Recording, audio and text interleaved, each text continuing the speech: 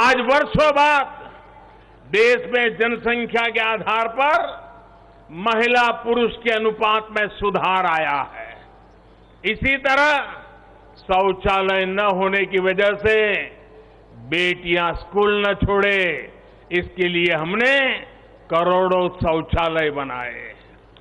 बेटी की शिक्षा जारी रहे, इसके लिए हमने सुकन्या समृद्धि योजना में ज्यादा ब्याज का प्रावधान किया। बेटी को रसोई में लकड़ी का धुआं ना सहना पड़े, इसके लिए उज्ज्वला का गैस कनेक्शन दिया।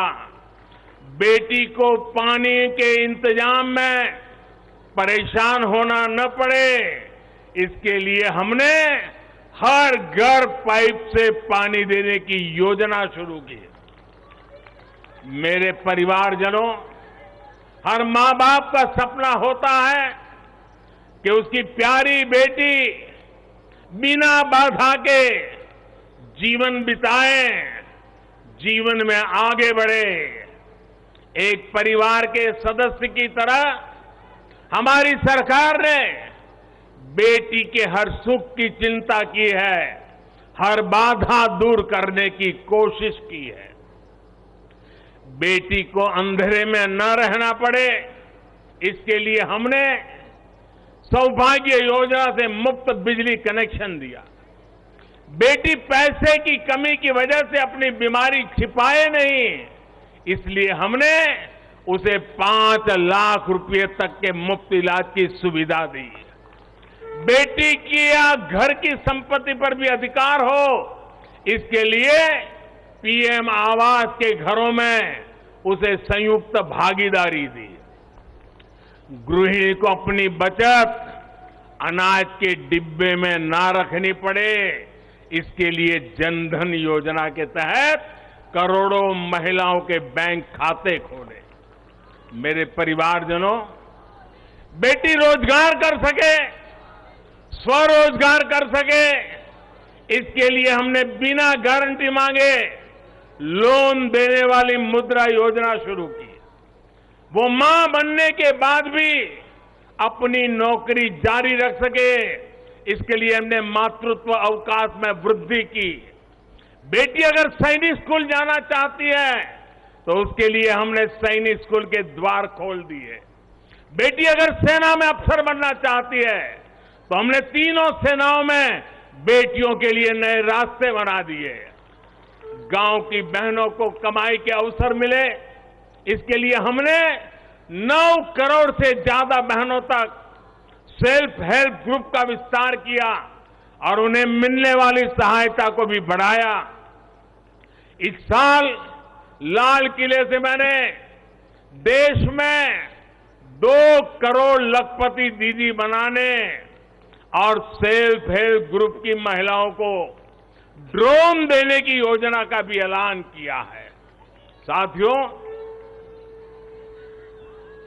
सामाजिक स्तर पर भी 3 तलाक जैसी जिन कुरीतियों के कारण महिलाओं पर अत्याचार होते थे, हमने कानून बनाकर उन्हें रोका है। हमारी करोड़ों मुस्लिम बहनों को आज 3 तलाक की अमानवीय प्रथा से सुरक्षा मिली है। वो महिलाएं भी अब अपने अधिकारों के लिए आगे आ रही है। मेरे प्यारे परिवारजन, महिला आरक्षण के लिए इतने दशकों से कोशिश तो हो रही थी, लेकिन मैं आपसे जानना चाहता हूं, 3 दशक से बात हो रही थी, नहीं हो पा रहा था। आज ये संभव हुआ है। मैं जरा आपसे पूछना चाहता हूं, ये संभव कैसे हो पाया? ये कैसे संभव हो पाया? ये कैसे संभव हो पाया?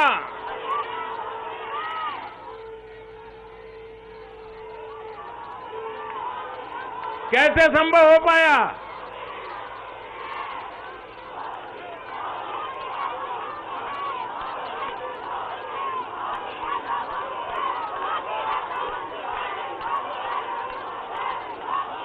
अब मैं आपके जवाब को जरा ठीक करता हूं।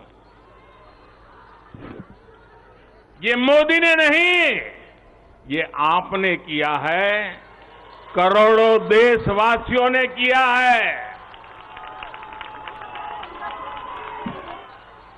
और ये कैसे किया है, उसका एक सबसे बड़ा कारण है, देश की जनता ने, देश के मतदाताओं ने, विशेष करके मेरी माताओं बहनों ने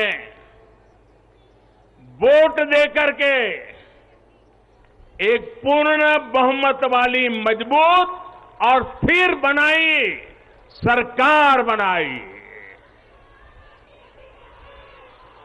और उसी का कारण है, आपने जो सरकार को मजबूती दी, आपने जो सरकार को बहुमत दिया, उसी की ताकत है कि आज ये सरकार फैसले भी ले पा रही है और संसद में जाकर के 30 साल से लटके हुए काम को भी पूरा कर पा रही है। और इसलिए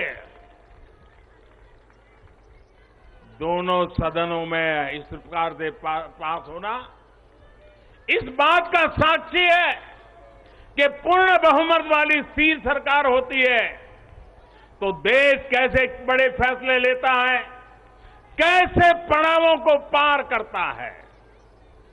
जब देश में पूर्ण बहुमत वाली सरकार आई तो इतना बड़ा काम हो पाया। हमने महिला हित में हर स्तर पर फैसले लिए, किसी के राजनीतिक स्वार्थ को महिला आरक्षण के सामने दीवार नहीं बनने दिया। जबकि इससे पहले जब भी ये बिल संसद में आए, लीपापोती हुई, सिर्फ नाम दर्ज कराएगी, ये निष्ठापूर्वक कभी प्रयास नहीं हुआ और बवाल हुई, हंगामा, नारी का अपमान करने का भी प्रयास किया गया। मैं तो कल भी, सबने वोट तो दिया, लेकिन कुछ लोगों को इस में तकलीफ थी कि नारी शक्ति वंदना शब्द क्यों लाए हो। क्या इस देश की नारी को वंदन करना चाहिए कि नहीं करना चाहिए? क्या माताओं बहनों को प्रणाम करना चाहिए कि नहीं बहना चाहिए? क्या माताओं बहनों का गौरव सम्मान बनाना चाहिए कि नहीं बनाना चाहिए? क्या हम पुरुषों को इतना अहंकार आ जाए, हमारी राजनीतिक विचारधारा को इतना अहंकार आ जाए कि हम नारी शक्ति की वंदना शब्द का प्रयोग करें तो भी किसी के पेट में चूहे दौड़ने लग जाएं? लेकिन अब आप जब देश में पूर्ण बहुमत की स्थिर सरकार है तो महिला आरक्षण बिल, नारी शक्ति वंदन अधिनियम एक सच्चाई बन गया है। इस कानून ने फिर साबित किया है कि देश को आगे ले जाने के लिए, इस कानून ने सिद्ध कर दिया है, देश को आगे ले जाने के लिए पूर्ण बहुमत वाली सरकार, मजबूत सरकार, निर्णायक सरकार, ये बहुत ही आवश्यक है।